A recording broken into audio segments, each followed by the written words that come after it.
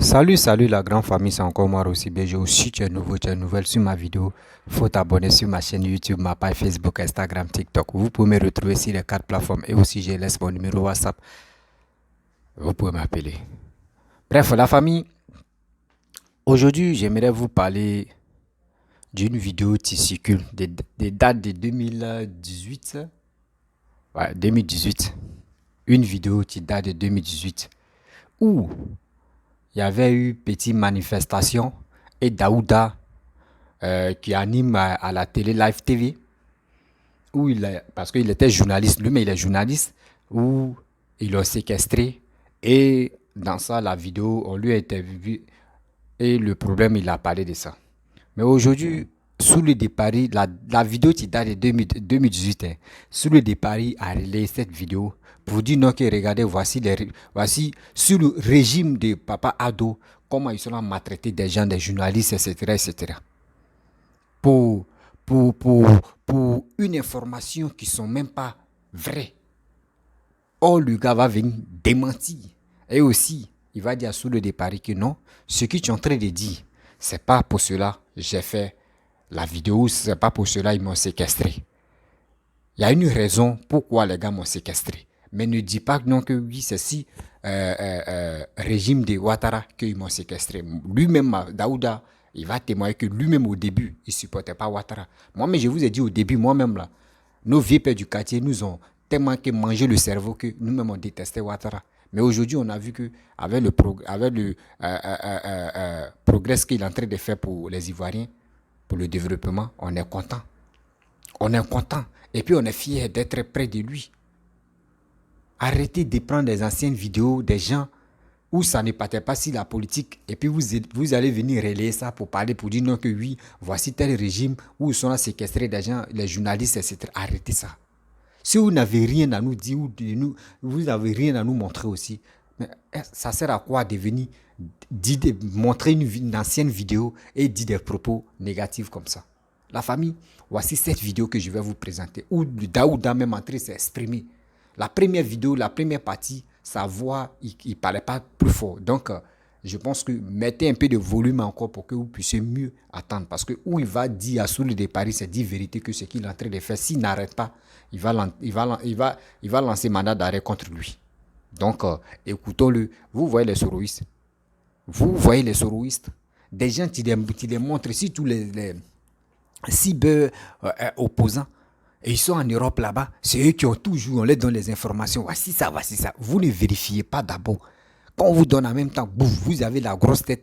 Si votre coup, vous ne réfléchissez pas, bouf, vous envoyez les informations. Réfléchissez quand même. La famille, voici la vidéo. Euh, Depuis hier, en fait, je ne vais pas dire, ça fait 4 ou 5 jours que je reçois une vidéo qui a été faite en mars 2018. Et dans cette vidéo, pour ceux qui ont pu voir la vidéo, j'avais été interviewé en son temps par un média en ligne qui s'appelle La Régionale. C'était à la suite de mon rudoiement par la police nationale de Côte d'Ivoire lors d'une manifestation de l'opposition à la CEI. Et il se trouve que je suis surpris hier de voir un certain Soulé de Paris qui a pris cette vidéo, qui a fait un montage de la vidéo et il l'a diffusée sur sa page Facebook avec un commentaire disant que voici le régime, je paraphrase, hein, le régime dictatorial d'Alassane Ouattara, une victime s'explique. En fait, de nature, je ne suis pas du genre à faire des vidéos live pour répondre à des gens, tout et tout, parce que j'estime que j'ai pas de temps à accorder en fait à de petites choses, parce que ceux qui font des live Facebook à raconter leur vie du matin jusqu'au soir, pour moi c'est des petites choses, parce que se concentrer sur des petites choses, ça nous fait perdre de vue l'essentiel. L'essentiel qui est aujourd'hui est de se concentrer sur de grandes choses à accomplir pour la Côte d'Ivoire. Mais il m'a paru important et nécessaire de faire cette vidéo live là, parce que j'ai pris le temps d'aller lire les commentaires des uns et des autres sur la vidéo, tout ça. Et j'ai fini par comprendre que nombreuses sont ces personnes-là qui pensent que la vidéo est d'actualité, elle date de maintenant. Non, la vidéo ne date pas de maintenant. La vidéo date d'un 21 mars, parce que je n'oublie pas la date, d'un 21 ou 22 mars 2018. Donc, il y a plus il y a un peu plus de 4 ans que la vidéo a été faite. En ce moment, j'étais journaliste. Et je pense que j'ai expliqué les choses, donc je ne vais pas revenir dessus. Mais j'aimerais juste revenir pour parler à Soulé de Paris. Soulé de Paris, ce que tu fais, ce n'est pas bien. Ce n'est pas sérieux. Et ce n'est pas, vu ton âge, tu vois, en Djoula, il y a un adage qui dit que Niti sandal long, au moins, regarde ta taille. Si tu ne connais pas ton âge, au moins tu essaies de regarder pour voir, je mesure combien. Ça va te permettre de savoir à quel niveau de la vie, où est-ce que tu es. Mais je me rends compte que tu es grand, mais tu n'es pas assez conscient. Je me rends compte que tu es grand, mais tu es petit dans la tête. Petit pourquoi? Parce qu'aujourd'hui, tu prends une vidéo que tu sors de son contexte. Et quand tu sors cette vidéo de son contexte, tu sais qu'est-ce que ça devient? Ça devient de la manipulation. Et c'est de la manipulation d'images que tu as faites. De la manipulation de données que tu as faites. Donc, du coup, tu tombes sur la loi de la cybercriminalité qui est, tu es en train de faire de la fausse information, de la désinformation. C'est une fake news. Et ce n'est pas bien. Et c'est pour cette raison qu'en fait, je fais la vidéo. Pour apporter en fait des précisions à ceux qui te suivent. Parce que malheureusement, tu es en train de contaminer ceux qui te suivent par ton ignorance en fait. Ton ignorance, ta bêtise est en train de les contaminer en fait. Et ce n'est pas bien. Ce que je tiens à te dire, parce que j'ai vu ta photo, je me suis permis d'aller regarder ton profil pour voir qui tu étais. Bon, j'ai compris que tu suivais des gens, tu soutenais des gens. Mais je tiens à te dire que ceux que tu suis, ceux que tu estimes que tu es en train de parler pour eux, moi je les connais. Je les connais tous personnellement. Du plus grand patron jusqu'au dernier, je les connais tous. Je cause avec certains au téléphone, je parle par WhatsApp avec certains, tout et tout. Entre eux et moi, il n'y a pas d'animosité. Nous ne partageons pas les mêmes convictions, nous ne partageons pas les mêmes visions. Mais cela ne me donne pas le droit de faire de la manipulation à leur endroit en fait. Je ne le fais pas.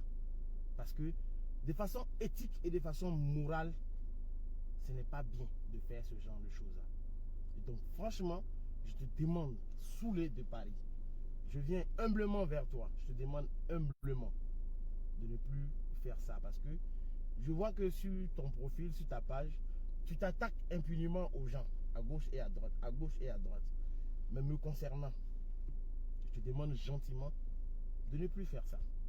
Parce que si tu te permets, je ne te demande pas de ne pas parler de moi. Si tu veux, tu parles. Si tu as du temps pour parler de moi, tu parles. Moi, j'ai vraiment pas de temps à accorder à tous ceux qui parlent de moi, tous ceux qui m'insultent, tous ceux qui me disent des choses. Parce que aujourd'hui, j'ai choisi un métier où on me voit. Donc, il y a des choses que je vais faire qui ne plairont pas à certains. Ça plaira à d'autres. C'est comme ça la vie.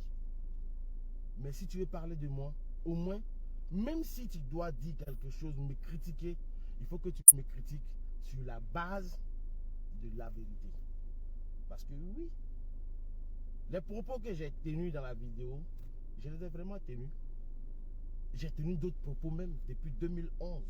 Parce que pour la petite histoire, je suis l'une des rares personnes, toute prétention mise à part, qui en 2011, qui a critiqué le pouvoir de Alassane Ouattara, le président Alassane Ouattara. J'ai critiqué à visage découvert et avec mon nom et mon prénom de famille. Je ne me suis jamais caché. Je l'ai fait. Je l'ai vraiment fait. Et je les assume. Mais avec le temps, un homme, quand tu critiques quelqu'un et qu'à un certain moment, tu te rends compte que il y a de l'évolution, il y a des changements, il y a beaucoup de choses qui sont en train d'être faites. Hein? Arrivé à ce moment, il faut avoir la décence de reconnaître qu'il y a eu des choses qui ont avancé. Il y a eu des changements. Et je pense bien que Aujourd'hui, quand on regarde d'où la Côte d'Ivoire est quittée, le 19 septembre 2002, tentative de coup d'État qui se transforme en rébellion. On a fait 10 ans dans cette situation. Sorti de cette situation, tombé dans la crise, dans une guerre communautaire en Côte d'Ivoire en pratiquement 2010-2011. Et quand on sort de 2010 jusqu'à aujourd'hui, on se rend compte qu'il y a eu beaucoup d'avancées. On peut ne pas être d'accord, c'est ton droit le plus absolu, mais il ne faut pas s'arroger le droit de sortir les choses de leur contexte. Moi, je n'interdis à personne, de me critiquer. Je n'interdis à personne de parler de moi. Je n'interdis à personne de porter des critiques à mon endroit. Mais que la critique, je souhaite qu'elle se fasse dans la vérité, dans les faits. C'est très important. Donnez les faits et puis après, vous donnez vos commentaires. Les commentaires sont vraiment libres. Les commentaires sont vraiment libres. Faites vos commentaires. J'en ai rien à foutre. Mais le plus important pour moi, c'est de dire ce que je pense honnêtement. Mais ce que tu as fait là, ça ne se fait pas. Aujourd'hui en Côte d'Ivoire, n'importe qui s'élève, tous les pontes de la politique, les gros cadres de la politique s'élèvent. Ils changent de veste, ils changent de position tous les jours comme s'ils changeaient de costume. Mais si eux, ils ont le droit, je vais citer quelqu'un que tu connais très bien, que tu côtoies, à qui j'ai déjà posé la question. Tantôt tu es marxiste, tantôt tu es de droite, tantôt tu es de gauche, tantôt tu es ici. Finalement, tu es où? Et il m'a répondu, j'ai fait des alliances circonstanciées et circonstancielles. Mais si lui, il peut s'arroger le droit d'avoir des alliances circonstancielles et circonstanciées, pourquoi moi, Daouda, je n'aurais pas le droit de reconsidérer mes positions? Pourquoi je n'aurais pas ce droit de reconsidérer mes positions? Donc, sous le départ, je te demande encore, et là je le dis avec toute la gentillesse, toute la politesse. Comme tu as pu le remarquer, dans ma prise de parole vis-à-vis de toi, je n'ai pas été outrancier, je n'ai pas été insultant, je le dis avec toute la sincérité possible du monde. Ce n'est pas bien de sortir une vidéo de son contexte pour désinformer les gens. Parce que depuis hier, les gens m'envoient cette vidéo. Je suis obligé de tout le temps expliquer. Non, la vidéo date de 2018. La vidéo date de 2018. La vidéo date de 2018. Arrivé à un moment donné, ça me fatigue, ça m'épuise. C'est pour cette raison que je m'assois aujourd'hui pour faire cette vidéo, pour te dire que ce que tu as fait, c'est du faux. Et c'est comme ça que vous faites. Quand demain, on va se lever pour aller porter plainte contre vous, quand vous allez venir au pays et qu'on va vous arrêter, on va venir dire encore régime dictatorial, régime ceci, régime cela. Mais vous oubliez ce que vous avez dit avant. Le sorcier oublie. Mais la mère ou le père de la victime n'oublie pas. Quand vous posez vos actes assis en France, ça ne vous dit rien. Vous ne vous dites pas que vous faites du tort à certaines personnes en fait. Non, il ne faut pas faire ça. La vidéo, tu l'aurais plus simplement partagée, oui, pour dire, ah, voici Daouda Coulibaly qui a dit ça en 2018. Mais aujourd'hui, voici ce qu'il est en train de dire. Moi, ça ne me pose aucun problème. Je t'aurais expliqué pourquoi je l'ai dit, dans quel contexte je l'ai dit et dans quelles circonstances je l'ai dit. Mais tu ne peux pas t'asseoir, prendre la vidéo, et tu fais un montage grossier et venir mettre mes propos dessus. Non, je ne l'accepte pas. Je ne l'accepte pas. Donc, pour ceux qui connaissent Sous le départ, je suis sûr que tu recevras la vidéo. Je demande pardon. Il ne faut plus répéter ça. Parce que ce que tu as fait, c'est méchant, c'est mesquin. Et puis en fait, c'est un délit même en fait, voire même un crime que tu es en train de commettre, les fake news. C'est pas bien. Il y a beaucoup de jeunes qui te suivent. Il y a beaucoup de personnes qui te suivent. Donc, quand tu leur donnes une information, il faut leur donner la bonne information. Voilà. Il faut leur donner la bonne information. Nous sommes sur Internet. La vie ne se résume pas qu'à ça en fait. Peut-être que toi tu vis de live et autres et tout. Mais moi je ne vis pas de ça. Frère, j'ai un travail. Donc, faut pas faire les choses comme ça. Je pense que toi et moi, on ne se connaît pas. Mais peut-être qu'on a des amis en commun. suis sûr même qu'on a beaucoup d'amis en commun.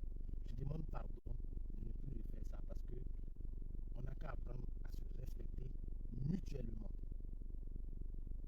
À vous tous qui regardez ce live-là, je voulais faire cette précision-là, tout simplement parce que la vidéo a été sortie de son contexte et déposée de cette manière. Donc, sincèrement, je souhaite sincèrement que vous ne tombiez pas dans ce genre de bassesse-là que tous les déparis et les autres sont dedans. Si vous voulez régler vos problèmes avec le président Alassane Ouattara, réglez vos problèmes. Parce qu'aujourd'hui, vous vous êtes rendu compte que vous avez tellement fait de fake news, que finalement, vos propos n'ont plus d'impact. Vos propos, les gens n'accordent plus de crédit à ce que vous dites. Tu vois? Et aujourd'hui, comme les gens n'accordent plus de crédit à ce que vous dites, vous êtes obligé d'aller salir d'autres personnes pour donner du crédit à ce que vous faites. Ce n'est pas bien, les gars.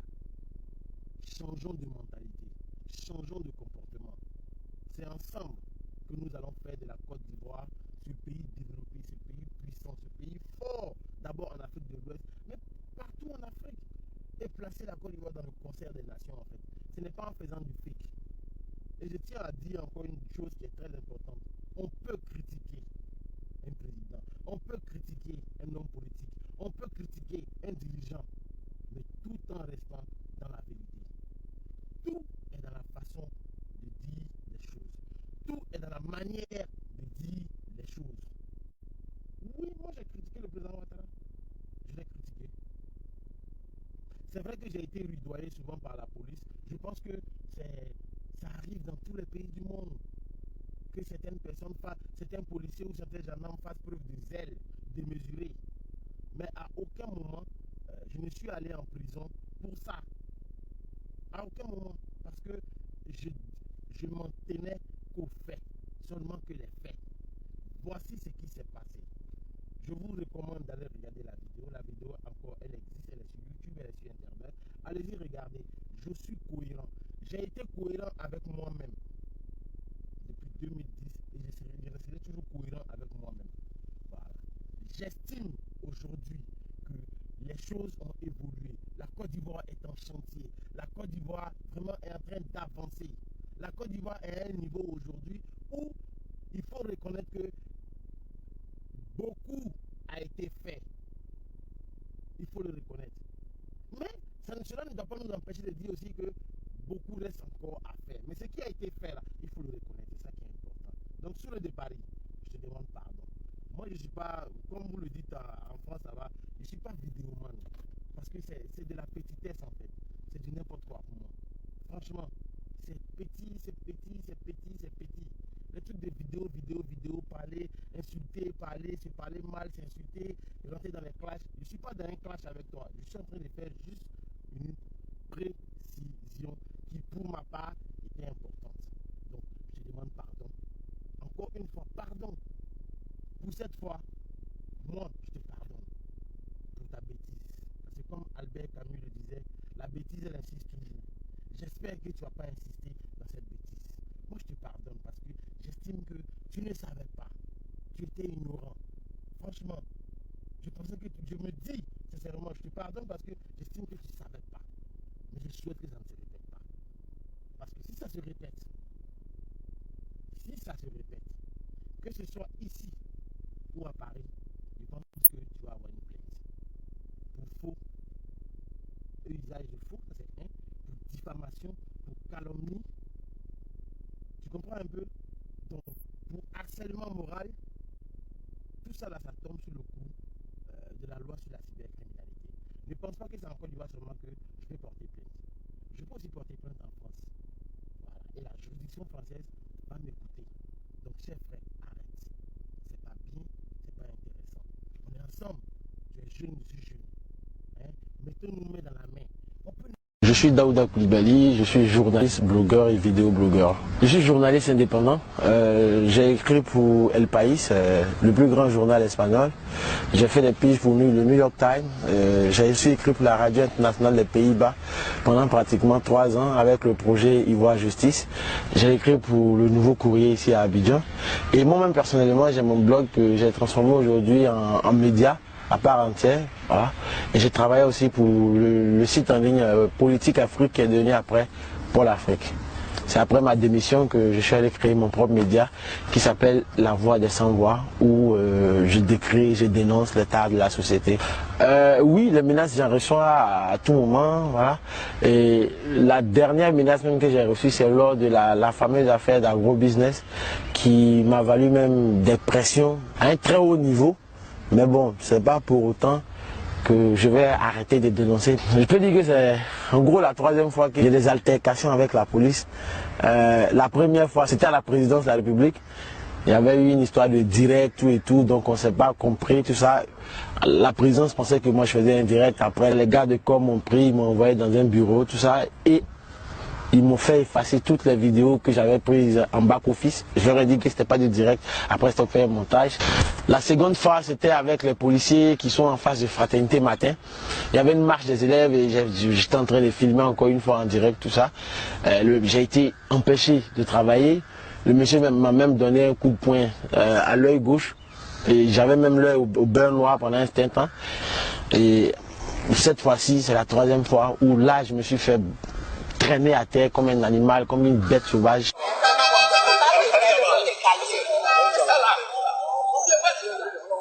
Comme il veut force, on demande force.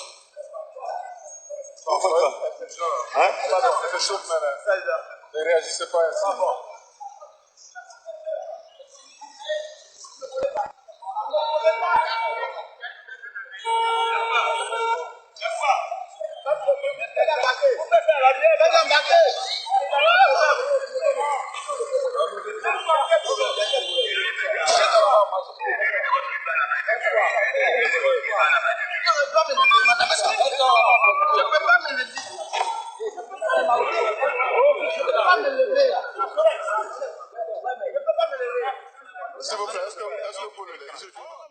Je savais qu'il y avait une marche, il y avait 2 marches pratiquement. Il y avait une marche qui avait été organisée par la EDS, qui est dirigée par, qu'on appelle ça, la branche plus ou moins du FPI.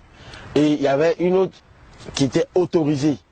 La première n'était pas autorisée, les marches qui étaient au niveau d'Adjamé, tout et tout. Donc moi, je n'ai pas cherché à aller là-bas, parce que je me suis dit, c'est pas autorisé, il ne faut pas aller se créer des problèmes. Je suis parti dans celle de l'AFD, qui était plus ou moins autorisée. Le matin, je passais, j'ai vu l'important dispositif sécuritaire. Comme tout journaliste, c'est un réflexe. Tu vois un truc comme ça, automatiquement, tu te dis, il y a quelque chose ici. Il y a de l'info ici. Donc du coup, je garde la voiture à la station et j'attends. À un moment donné, je me rends compte que les journalistes sont tous regroupés quelque part. Mais personne n'ose sortir sa caméra. Personne n'ose sortir. Même quand ils ont la caméra, c'est à la main. Donc du coup, ils ne sont pas en position de filmer. Et je me rends compte que les esprits sont en train de se chauffer. Automatiquement, je viens, je sors mon téléphone et je commence à filmer. Le monsieur, il m'a vu. J'ai senti qu'il veut me dire, non, on ne filme pas. Le policier, oui. J'ai été clair là-dessus. On est devant une institution publique, dans un lieu public, pour un événement qui rentre dans le cadre de l'information. Et toute image qui rentre dans le cadre d'une information, le droit à l'image n'a pas de raison d'être. Ça, ils le savent. Moi aussi, je le sais. Et toute personne qui est JRI, qui est journaliste, reporter d'image, le sait pertinemment. Ou après, quand j'ai commencé à filmer la première fois, ils ont commencé à repousser et manifestants et journalistes. Ils nous ont dit d'aller derrière, de l'autre côté de la chaussée. Et c'est en ce moment-là que j'ai vu Madame Agnès Monet, qui est secrétaire générale du FPI, venir. Donc j'engage alors une interview avec Madame Agnès Monet. Et pendant cette interview, les policiers sont encore venus nous retrouver là. Ils ont dégoupillé le gaz lacrymogène et ils l'ont jeté parmi nous. Dans ce laps de temps où on se cherchait dans la fumée, on a vu M. Pascal Affinguessan en train de venir avec son cortège. Je lance alors mon direct avec lui, j'engage la discussion. J'avais tout en boîte, j'avais mon information et je m'apprêtais donc à répartir. Dès que je m'engage sur la voie, il y a un officier qui il est sorti du lot carrément. Il a couru. Il est venu vers moi. Tu es bête ou bien? Tu sais pas qu'on passe pas ici? Donc je marque une pause et je lui dis, est-ce que vous êtes obligé de me parler comme ça? Est-ce que vous savez que vous pouvez dire la même chose sans toutefois être discourtois à mon endroit? Il me dit qu'il s'en fout. Il n'en a rien à foutre. Et que lui, il s'en fout de moi, mon état d'âme. Et je lui ai rétorqué que si lui, il estime qu'il ne peut pas me donner du respect, rien ne m'oblige à lui donner du respect. Parce que c'est ça aussi qui est important. Lui, il est censé faire respecter la loi. Et dans son travail, le respect est de mise. La discipline est de mise. On ne peut pas manquer de respect à un citoyen comme ça. Je n'ai fait que le mettre face à son comportement discourtois vis-à-vis de moi. Automatiquement, l'homme a appelé des sous-officiers, 7 sous-officiers qui sont venus pour m'arrêter. Je leur ai dit non, ne me prenez pas par la ceinture parce que, c'est dégradant. Je suis prêt à vous suivre où vous voulez, mais ne me prenez pas comme ça. Mais ils m'ont pris. Pendant que l'un marchait sur ma cheville gauche, les autres me poussaient. Et dans leur volonté manifeste de m'humilier, de me faire tomber, comme je ne tombais pas, il y a celui qui est à ma droite a pris sa matraque et il m'a tapé sur le genou gauche. Et c'est à ce moment que je tombe. On me marche dessus, on me piétine, on me marche dessus. Même une bête sauvage, on ne lui marche pas dessus comme ça. Et pendant ce temps, mes camarades journalistes leur disaient non, ne faites pas ça, mais ils n'en ont que faire. Je leur dis calmez-vous, j'ai mal, la douleur va passer, je vais me lever, je vais vous suivre. Mais ce n'était pas leur problème. Il y a un qui est venu qui m'a pris par le col de ma chemise, qui m'a traîné sur pratiquement 1 mètre. Et pendant ce temps, certains étaient en train de me faire les poches. Et pour ceux qui ont écouté la vidéo, plusieurs fois j'ai répété ne me volez pas, ne me volez pas, ne me volez pas. À ma grande surprise, à un moment donné, je vois un qui a pris mon téléphone et ma Wi-Fi pocket. Je le vois en train de descendre en flèche. Malgré que je recevais des coups, j'ai crié non, ce policier c'est un voleur. C'est un voleur, il a pris mon téléphone, Comment se fait-il que quelqu'un qu'on est en train de battre devant Shell, la station Shell, mon téléphone se retrouve devant la CEI? Dieu merci, il y avait un officier qui était là qui lui a dit non, ne le frappez pas, ne le frappez pas. Mais les sous-officiers en place, je ne sais pas qu'est-ce qu'ils voulaient démontrer, qu'est-ce qu'ils voulaient faire. Ils m'ont battu, traîné jusqu'à la voiture. Ils m'ont mis là, ils ont mis 4 éléments de la police autour de moi. J'étais dans la voiture, assis au soleil pendant près de 1h30, voire 2 heures. J'étais assis. Après, il y a Fernand Dédé qui est venu. Il y a même Guillaume Bateau et Vincent Diem de Jeune Afrique qui, eux, sont restés avec moi durant tout le parcours. Quand j'ai été libéré, avant même que je ne sois libéré dans la voiture, qui était autour de moi, quand je reprenais mes esprits, je me suis rendu compte que mon porte-monnaie avait disparu. Mon porte-monnaie contenant, qu'on appelle ça, ma carte d'identité, ma carte bancaire, la somme de 40 000 et puis bon, les cartes de visite, paf, tout a disparu. J'ai commencé à dire non, je vous avais dit que vous allez me voler et vous m'avez volé mon argent. Je veux ma carte d'identité, je veux mes pièces, je veux mon argent. Mais le commissaire de police m'a regardé d'un air vraiment dédaigneux. Est-ce que toi on peut te voler? Hein? Et puis 40 000 francs même là, c'est quoi? Tu vas faire quoi avec ça? Tu vas faire quoi? C'est un commissaire de police qui sort des propos comme ça. Le doyen Fernand Dédé me dit, petit frère, comme tu as été libéré, va porter plainte et tu fais une déclaration de perte aussi en même temps. J'étais avec Anderson Djedri qui écrit pour Ebony Today et j'étais avec Moïse Katumbi de Media for Change qui eux m'ont accompagné jusqu'au 12e. On arrive au comptoir, je demande à porter plainte. Les sous-officiers refusent de prendre ma plainte. Ils me disent bon, il faut aller voir notre officier, il est en haut, il s'appelle Achiche. Il a la porte 4 du 12e. Il dit ok, il n'y a pas de problème. Et je pars, je monte, j'arrive, il nous demande c'est pourquoi. Il lui dit je suis venu pour porter plainte contre la police parce que j'ai été violenté, maltraité, mes droits les plus élémentaires ont été bafoués et pour couronner le tout, j'ai été volé par les mêmes policiers. Il m'a réveillé comme ça. Donc tu veux porter plainte contre la police?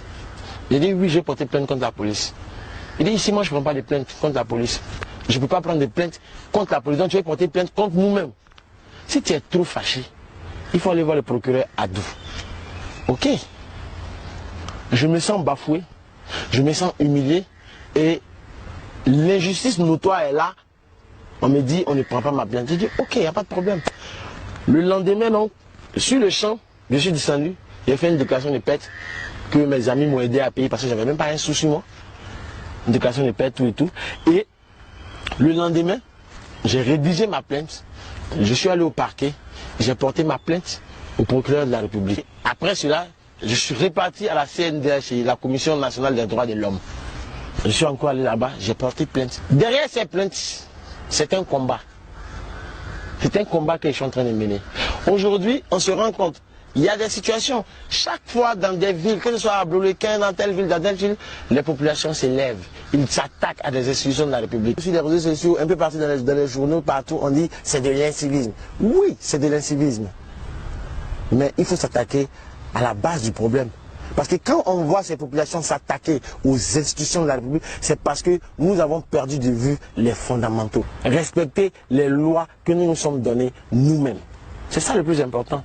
Quand les justiciables sont tout le temps brimés, quand les justiciables sont tout le temps volés, agressés, violés, ou bien même tués, et qu'on part porter plainte à la police, et qu'en retour, c'est du dégoût, c'est des moqueries que ces personnes reçoivent.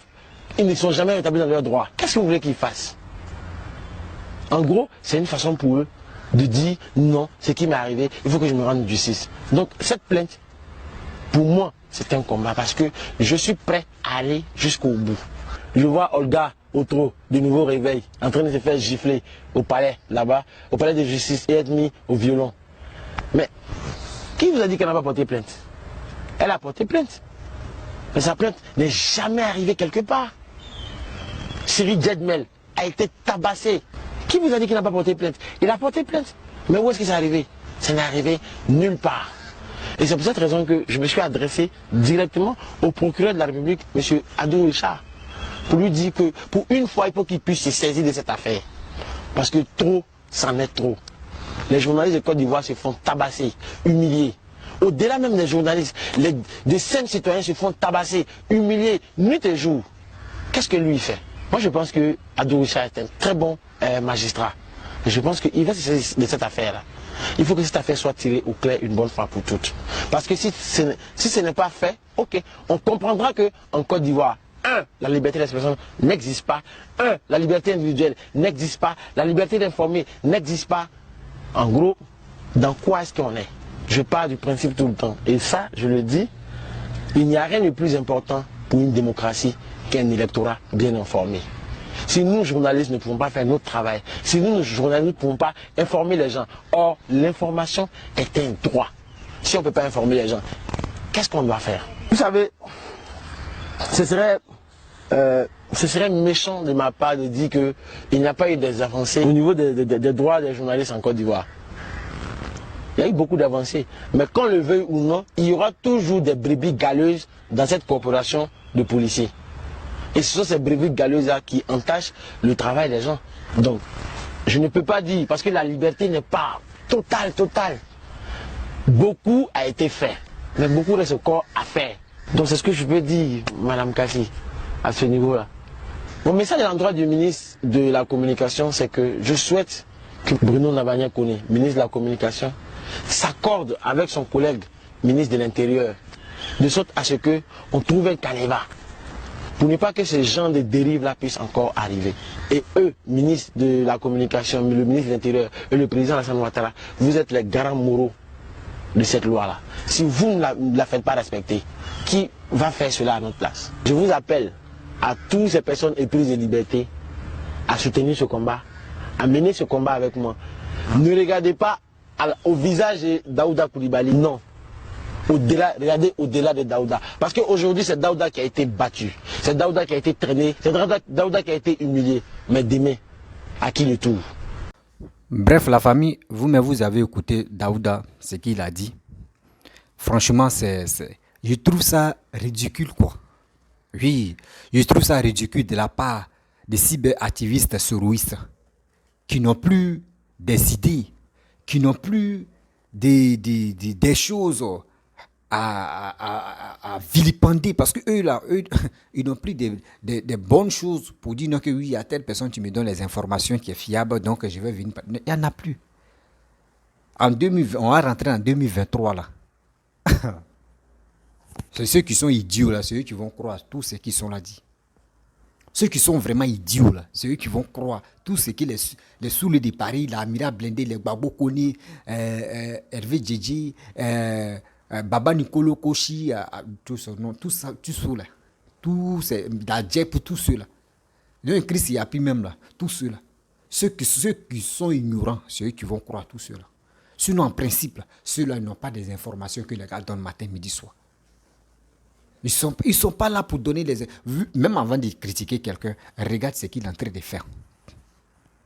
Si tu veux critiquer quelqu'un, regarde ce qu'il est en train de faire, la personne est en train de faire. Avant de critiquer, là, tu le regardes et puis tu dis, attends, lui là même, il est venu au pouvoir là, mais il fait quoi au juste?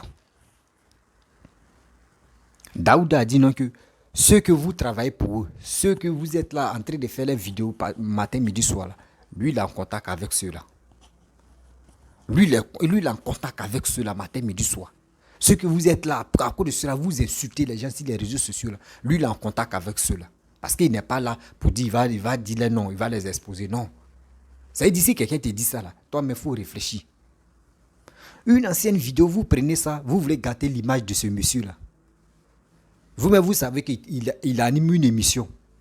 Ou l'émission qu'il anime, là, tout ça, là, nous-mêmes, là, quand il regarde, tu es content. Souvent, mais je m'ai prendre des vidéos là-bas et puis j'ai fait mes propres vidéos aussi.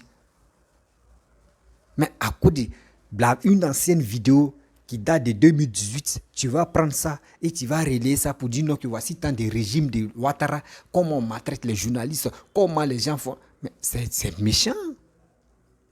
C'est méchant. Au moins, ça, lui-même, il a dit non, que si tu avais posté, au moins pour dire non, que oui, regardez la vidéo là, vous-même pensez de cette vidéo, on pense quoi de cette vidéo? Au moins, ça, quand c'est comme cela, mais tu dis, toi, mais tu fais un commentaire en haut même, comme titre de la vidéo, regardez le régime de Ouattara, comment les gars maltraitent les gens, ceci, cela, par-ci, par-là, mais c'est déplorable. Si vous n'avez rien à nous dire maintenant aux Ivoiriens là, mais arrêtez de faire des vidéos, patientez un peu. On va rentrer dans l'affaire des buzz, où il y a buzz, nous tous on va aller là-bas, c'est mieux. C'est ça moi je vois. On vous dit toujours, il est temps de demander pardon à Papa Addo. Même si Soro Guillaume n'a pas l'esprit, ou soit il n'a pas le courage de venir demander pardon. Là. Vous qui êtes sur les réseaux sociaux, là, vous êtes capable. Si vous êtes vraiment intelligent, là, vos rôles là, c'est pour venir demander pardon. Pardon là, ça ne va jamais enlever quelque chose dans ta vie. Pardon là, ça ne va même pas dire que oui, je vais demander pardon à telle personne ou à Papa Addo que ton salaire là, ils vont arrêter de te payer. Demander pardon, c'est plus mieux que se jouer au dur. Non, moi je vais faire ça. Oui, moi je vais faire ceci. Oui, je vais faire cela. Je vais faire comme ça. Mais c'est méchant. C'est vraiment méchant. C'est que vous faites. Tu veux une nuit carrière de ce monsieur qui est journaliste, qui fait ses trucs tranquillement. Il fait son émission. Il vit sa vie. Il ne vit pas sa vie sur les vidéos. Vous vivez votre vie sur les vidéos. Mais lui, il ne fait pas ça. Tu veux casser sa carrière. Tu vas gagner quoi dedans? Est-ce qu'il t'a dit non que oui? Lui, aujourd'hui, il fait la politique. Il ne fait pas la politique. Lui dit c'est un journaliste. Et on le connaît en tant que journaliste. Journaliste n'a pas de parti. Journaliste peut décortiquer ce que tu ne vas pas dans le pays. Journaliste peut dire non que lui là, bon vraiment, sa manière de faire ça là, moi ça ne me plaît pas. Lui il est prêt à décortiquer ta vie, à décortiquer tes trucs que tu es en train de faire.